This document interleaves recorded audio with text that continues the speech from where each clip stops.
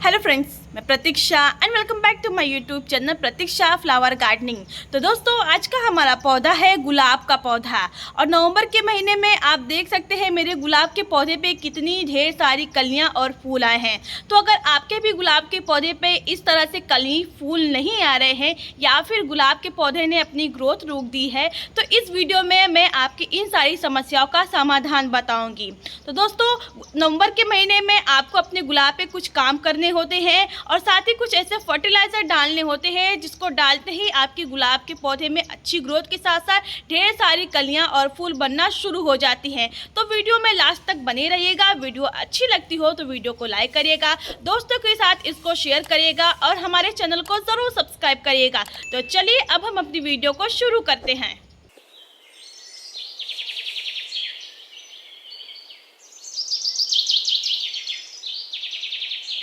दोस्तों, गुलाब एक सर्दियों का पौधा है। जब सर्दियां शुरू होती हैं तो इस पौधे में कलियां और फूल बनना शुरू हो जाते हैं और साथ ही साथ ये एक हाई फीडर प्लांट है। तो इसे हमें समय समय पे अच्छी खाद प्रोवाइड करानी चाहिए जिससे इसमें कलियां और फूल बनना शुरू रहे। साथ ही साथ दोस्तों, हमें अपने गुलाब के पौधे की मिट्टी को एसिडिक मीडियम का बना के रखना चाहिए, क्योंकि दोस्तों हमें ऐसे फर्टिलाइज़र समय समय पे गुलाब के पौधे पे डालना चाहिए जिससे इनकी जो मिट्टी है उनका पीएच लेवल बैलेंस रहे। जब तक प्लांट की मिट्टी का पीएच लेवल बैलेंस नहीं रहेगा, यानी प्लांट की जो मिट्टी है वो एसिडिक मीडियम की नहीं रहेगी, तब तक गुलाब के पौधे में इस तरह से फ्लावरिंग नहीं होगी, ना ही इस तरह से कली आएगी। तो इस तरह का रिजल्ट लेने के लिए आपको समय समय पे ऐसे फर्टिलाइज़र डालने चाहिए जो प्लांट की मिट्टी को एसिडिक मीडियम का बना के रखे। जितने भी फूलों वाले पौधे हैं, गुलाब, गुड़हल, मोगरा, ये सारे जो पौधे हैं इन्हें एसिडिक मीडियम की ही मिट्टी पसंद होती है। तो ऐसा फर्टिलाइज़र आप महीने में एक बार या फिर हफ्ते में एक बार अपने पौधे में ज़रूर डालें। तो चलिए अब जानते हैं कि नवंबर के महीने में आपको अपने गुलाब के पौधे पे कौन कौन से काम करने हैं। तो सबसे पहला काम आपको ये करना है कि गुलाब एक सन लविंग प्लांट है, इसे धूप बहुत ही पसंद है। तो आप अपने गार्डन में गुलाब के पौधे को ऐसी जगह पे रखें जहां इसे पूरे दिन की धूप मिलती हो, तभी जाके इनकी जो कलियां हैं वो फूल में कन्वर्ट होंगी और भी ज़्यादा इनमें कली बनना शुरू होंगी।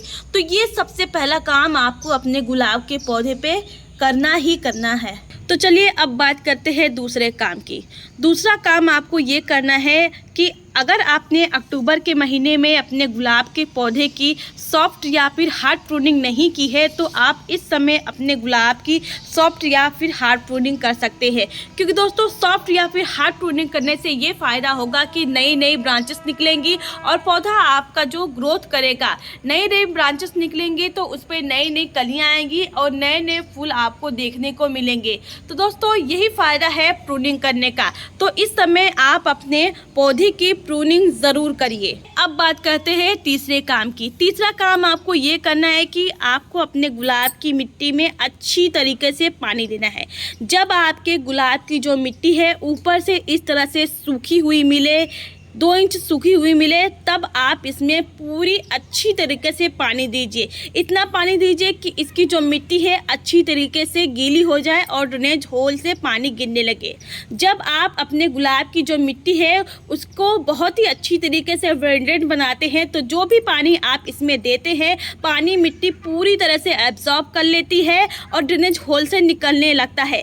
अगर आपने चिकनी मिट्टी बनाई होगी तो पानी नहीं निकलेगा और इनके जड़ों में फंगस लग जाएंगे। तो आपको पानी बहुत ही बढ़िया तरीके से देना है, पर आपको ओवर वाटरिंग से बचना है। जहां आपने ओवर वाटरिंग की वहां आपके जो गुलाब की जड़ें हैं उनमें फंगस लग जाएगा।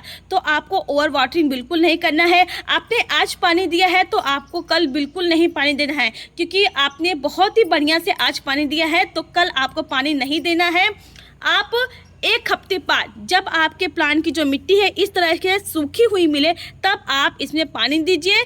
जब भी आप पानी देते हैं तो अच्छी तरीके से पानी दिए। तो इस बात का आपको बिल्कुल अच्छी तरीके से ध्यान देना है। तो चलिए अब जानते हैं कि चौथा काम आपको अपने गुलाब के पौधे पे क्या करना है।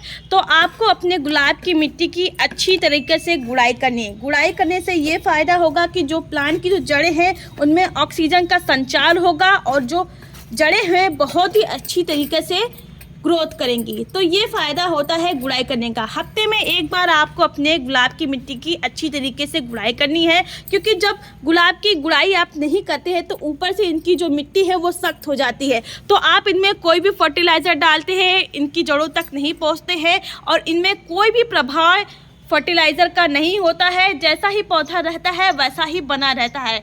तो आपको हफ्ते में एक बार अपने गुलाब के पौधे की गुड़ाई ज़रूर ही करनी है। बात करते हैं पांचवें और लास्ट काम की। अगर आपके गुलाब की जो पत्तियां हैं इस तरह से पीछे की ओर सिकुड़ रही हैं, तो यानी आपके गुलाब में हो गया है फंगस का अटैक। जब गुलाब के पौधे में फंगस लगते हैं तो इस तरह से पत्तियां सिकुड़ने लगती है। तो इससे छुटकारा लेने के लिए आप नीम ऑयल का स्प्रे करिए या फिर 4 से 5 कली लहसुन की ले लीजिए। फिर उसे अच्छी तरीके से कूच के 1 लीटर पानी में मिला के आप सुबह शाम अपने गुलाब के पौधे में स्प्रे करिए।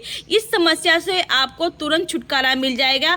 आप इसमें नीम ऑयल का स्प्रे करना चाहें तो वो भी कर सकते हैं। आपको 3 से 4 बूंद नीम ऑयल के लेनी है और 1 लीटर पानी में उसे अच्छी तरीके से मिला के एक स्प्रे बॉटल में भर लीजिए। फिर उसका भी स्प्रे आप सुबह शाम कीजिए। आपको तुरंत ही इस समस्या से छुटकारा मिल जाएगा। तो ये काम आप भी अपने गुलाब के पौधे पे ज़रूर करिएगा।